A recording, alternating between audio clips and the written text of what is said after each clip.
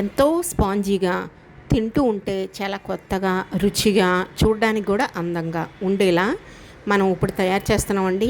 పాలు కోకోకోలాతో చాలా బాగుంటుంది. దానికోసం ఒక అర లీటరు చిక్కగా ఉన్న పాలు తీసుకొని స్టవ్ మీద పెద్ద మంట పెట్టండి. ఆ తర్వాత కోకోకోలా బాటిల్ ఒకటి, చిన్న సైజు బాటిల్ ఒకటి తీసుకోండి.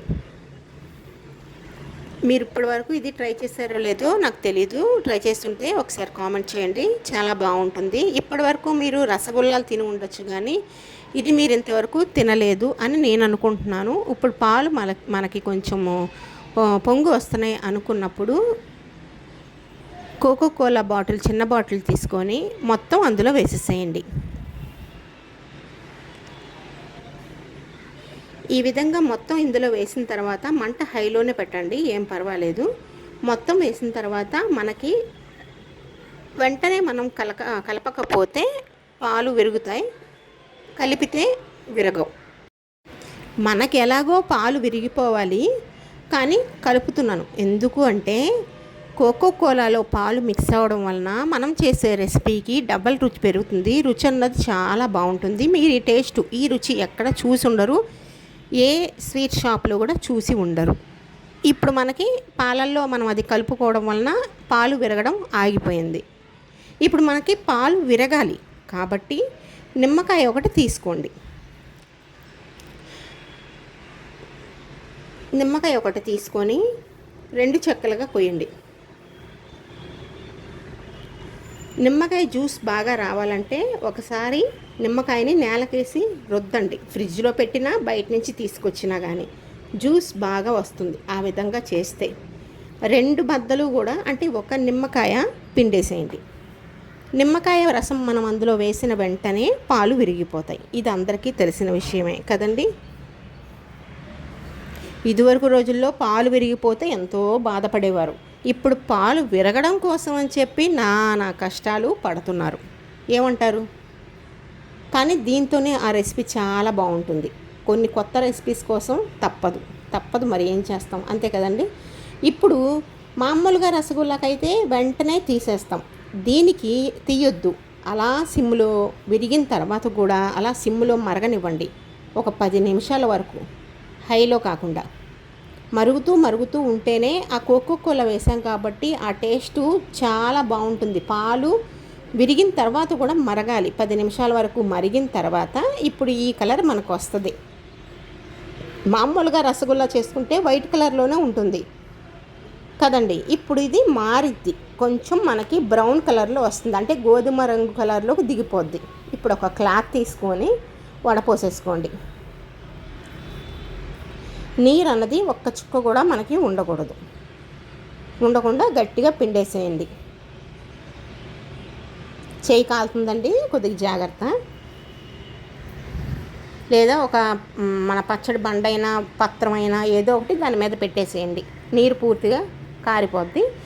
ఆ తర్వాత ఒక ప్లేట్లోకి వేసుకోండి. చూడండి ఎలా ఉందో, ఒక్క చుక్క అన్నది నీరు కానీ పాలు కానీ ఒక్క చుక్క కూడా దాంట్లో లేవు. ఇప్పుడు బాగా మీరు దాన్ని పిసకాలి. ఎంత మనం పిసికితే మ్యాష్ చేస్తే అంత బాగుంటుంది. ఇది సాధ్యమైనంత వరకు ఒక 10 నిమిషాలు అలా చేయండి. 10 నిమిషాల తర్వాత మనకి కొంచెం సాఫ్ట్గా వస్తుందన్నమాట, స్పాంజీ లాగా తయారవుతుంది. అది పక్కన పెట్టుకోండి. అది పక్కన పెట్టేసి మూత పెట్టి ఒక పక్కకు పెట్టుకోండి. ఇప్పుడు ఇంకొక కళాయి తీసుకొని 3/4 కప్పు పంచదార వేసుకోండి. కప్పు అవసరం లేదండి, తీపి అయిపోద్ది. 3/4 కప్పు చాలు. 3/4 కప్పు మనం పంచదార వేస్తే 2 కప్పులు నీరు పోసుకోండి.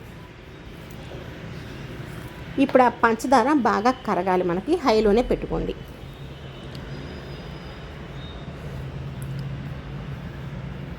పంచదార కరిగేలోపు మనం ఇవి బాల్స్ చేసుకుందామండి. నాకైతే మాత్రం 5 బాల్స్ వచ్చాయి. మీడియం సైజ్ చేసుకున్నాను నేను. పంచదార కరిగిపోయింది. ఆ తర్వాత మనం తయారు చేస్తున్న బాల్స్ అందులో వేసేసుకోండి. వేసుకున్న తర్వాత హైలోనే పెట్టండి. ఇప్పుడు అసలు ఇక్కడి నుంచి మీరు హైలోనే పెట్టుకోండి, లో కానీ మీడియం కానీ పెట్టద్దు. బాగా కెర్లిన తర్వాత ఇలాచీ పొడి, యాలకుల పొడి వేసుకోండి కొద్దిగా. అది వేసి కొంచెం మరిగిన తర్వాత మనం ఇప్పుడు వేసుకోవాల్సింది కుంకుమ పువ్వు వేసుకోవడం వలన కలర్ చేంజ్ అవుతుంది. ఆ తర్వాత రుచి కూడా చాలా బాగుంటుందండి. చాలామందికి డౌట్ ఉండొచ్చు, ఇప్పుడు ఇవి కోకోకోలా వేసాం కదా, ఏమైనా బాల్స్ విడిపోతాయా అని. మీరు దేని పెట్టైనా కలుపుకోండి, బాల్స్ అన్నది విడిపోవు. ఎలా ఉన్నాయో అలానే ఉంటాయి, ఇంకా గట్టి పడతాయి. కానీ మనకు అసలు విడిపోవడం, చెదిరిపోవడం, బ్రేక్ అయిపోవడం, చిట్లిపోవడం లాంటివి, పగుళ్ళు రావడం లాంటివి ఏమీ జరగవు. అలా అయిన తర్వాత ఇప్పుడు కుంకుమ పువ్వు వేసుకోండి. రుచి చాలా బాగుంటుంది. కుంకుమ పువ్వు ఉంటే వేయండి, లేదంటే ఆప్షనల్. బయటికి వెళ్ళి ఏం తేనవసరం లేదు, ఉంటే వేస్తే బాగుంటుంది. కొంచెం డిఫరెంట్ కలర్ మనకు వస్తుంది. ఏదైనా పండగలకి, ఏదైనా పుట్టినరోజుకి, ఏదైనా ఇంట్లో చిన్నగా ఎవరినైనా పిలిచినప్పుడు కానీ ఇలా చేసి పెట్టారనుకోండి, ఇది స్వీట్ షాప్లో ఎక్కడ మనకు దొరకదు కదా, అందుకని చాలా బాగుంటుంది చూడడానికి, తినడానికి కూడా.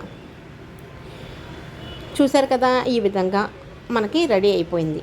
ఒక పావు గంట సేపు అలా ఉంచేసి ఇంకా జ్యూస్ కూడా ఇందులోనే పోసేసేయండి. చూడండి ఎంత కలర్ఫుల్గా ఉందో, చాలా బాగుంది కదండి. ఈ విధంగా తయారు చేయండి. నేను ఒకటి ముక్క చేసి కూడా చూపిస్తాను, చూడండి. చాలా బాగుంటుంది. రసమలై కూడా దీని ముందు పనికిరాదేమో అని నా ఉద్దేశం. చాలా బాగుంది. తప్పకుండా ట్రై చేయండి, లైక్ చేయండి, షేర్ కూడా చేయండి.